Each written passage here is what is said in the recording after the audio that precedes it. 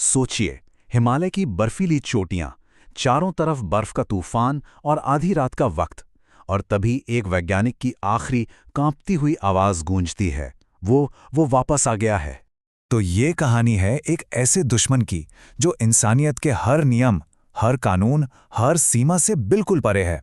होता यह है कि हिमालय में बने एक टॉप सीक्रेट भारतीय रिसर्च स्टेशन में अचानक इमरजेंसी अलार्म बजने लगते हैं। लाल बत्तियां, चीखें और सीसीटीवी फुटेज में बस एक परछाई कैद होती है, जिसकी शक्ल तो इंसानी है, पर वो इंसान बिल्कुल नहीं लगता। और पता है, सिर्फ चंद सेकंड के अंदर वो पूरी की पूरी लैब खून से सन जाती है। जब रेस्क्यू टीम वहां पहुंचती है तो 47 वैज्ञानिक और जवान मारे जा चुके होते हैं। वहां ना कोई दुश्मन मिलता है, ना कोई हथियार मिलती है, तो बस मौत की एक डरावनी खामोशी। अब ये खबर पहुंचती है दिल्ली रॉ हेडक्वार्टर्स। देर रात एक इमरजेंसी मीटिंग होती है और अंधेरे कमरे में स्क्रीन पर उस स्टेशन से मिली एक धुंधली तस्वीर दिखाई जाती है। उसे देखकर एक सीनियर ऑफिसर की आवाज कांप जाती है। वो बस इतना ही कह पाते हैं, ये कुछ ऐसा है जो इंसान नहीं है। अब जब कोई रास्ता नहीं बचा, कोई उम्मीद नहीं बची, तो ऐसे अनजाने खतरे का सामना करने के लिए उस बंद कमरे में सिर्फ एक ही नाम गूंजता है, पठान। एक ऐसा दुश्मन जो इंसान नहीं है, और अब पठान को वापस बुलाया जाता है एक ऐसे राक्षस का शिकार करने जिसके होने पर शायद दुनिया यकीन भी ना करे। मिशन ब्रीफिंग होती है तुर्की के एक अंडरग्राउंड फाइट क्लब में। पठान सीधा पूछता है इस बार दुश्मन कौन है, और जो जवाब उसे मिलता है वो उसे भी एक पल के लिए सोचने पर मजबूर कर देता है। अगर हम सही हैं तो इस बार दुश्मन इंसान नहीं है। तो पठान पहुंचता है हिमालय की उसी वीरान लैब में। अंदर का माहौल एकदम किसी कब्रिस्तान जैसा, खामोशी, दीवारों पर सूखे खून के धब्बे, और इसी सबके बीच उसे कुछ क्लासिफाइड फाइलें मिलती हैं। और उन फाइलों में जो सच था वो किसी के भी होश उड़ाने के लिए काफी था। नाम था प्रोजेक्ट राक्षस।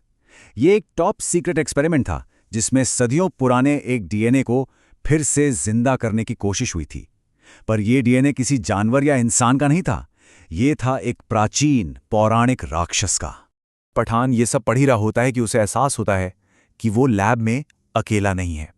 अंधेरे में कुछ हिलता है, और फिर अंधेरे से एक विशालकाय साया निकलता है। उसकी आंखें लाल दहकती हुई, जिस्म आधा इंसान आधा शैतान जैसा, और उसकी रफ्तार पलक झपकने से भी तेज। वो हमला करता है, और इससे पहले कि पठान पूरी तरह संभल पाता, वो वापस परछाइयों में गायब हो जाता है। पठान के रिपोर्ट के बाद रॉ को ये समझने देर नहीं लगती कि ये सिर्फ एक राक्षस की कहानी नहीं है, ये तो एक बहुत बड़ी और खतरनाक साजिश की बस शुरुआत है। पता चलता है कि इस सब के पीछे एक टेररिस्ट ऑर्गेनाइजेशन है, और उनका प्लान सिंपल लेकिन बेहद खौफनाक है। पहला, इस प्राचीन डीएनए को जिंदा करो। दूसरा, उससे एक परफेक्ट प्रोटोटाइप बनाओ। और तीसरा, उस प्रोटोटाइप से एक पूरी की पूरी आर्मी तैयार करो। एक ऐसी आर्मी जिसे कोई गोली, कोई बम रोक नहीं सकता। तो अब इस तबाही को रोकने के लिए पठान अकेले ही निकलता है बर्फीले पहाड़ों में छिपे दुश्मन के उस हाईटेक किले में जहां ये सब हो रहा है। किले के अंदर का जो नज़ारा था वो पठान के भी रोंगटे खड़े कर देता है। एक बहुत बड़ी लैब, और उसमें दर्जनों इंक्यूबेशन कैप्सूल्स, और हर कैप्सूल के अंदर एक नया राक्षस तैयार हो रहा है। तभी अंधेरे से एक आवाज आती है, बहुत देर कर दी पठान। तो अब ये एक आखिरी जंग है। एक तरफ एक इंसान और दूसरी तरफ राक्षसों की पूरी सेना। जो प्रोटोटाइप राक्षस था वो अपनी पूरी ताकत से पठान पर हमला करता है, और ये कोई बराबरी की लड़ाई नहीं थी। एक तरफ था इंसान का हुनर, और दूसरी तरफ एक शैतान की अमानवीय शक्ति। एक तरफ मौत को मात देने वाला एक इंसान, और दूसरी तरफ खुद मौत का अवतार। पठान की गोलियां उस राक्षस को ऐसे लगती हैं जैसे कोई कंकड़ मार रहा हो।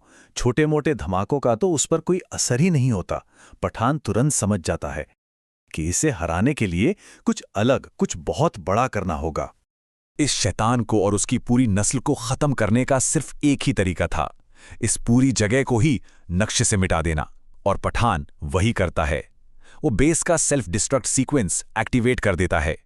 अब लड़ाई सिर्फ राक्षस से नहीं बल्कि वक्त से भी थी। राक्षस के साथ एक भयानक लड़ाई के बाद पठान आखिरी पलों में उस तबाह होते बेस से बाहर निकल पाता है। नीचे पूरा पहाड़ एक आग का गोला बन चुका है।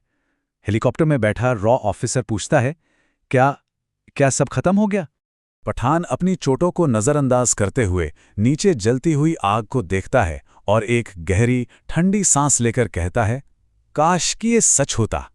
कहानी यहाँ ख़त्म नहीं होती, बल्कि हज़ारों मील दूर समंदर की गहराइयों में एक और सीक्रेट लैब में एक कंप्यूटर स्क्रीन पर सिर्फ 2 शब्द चमकते हैं, फेज 2 एक्टिवेटेड। और हजारों फीट नीचे उस गहरे अंधेरे में पानी के अंदर एक और राक्षस अपनी आंखें खोलता है।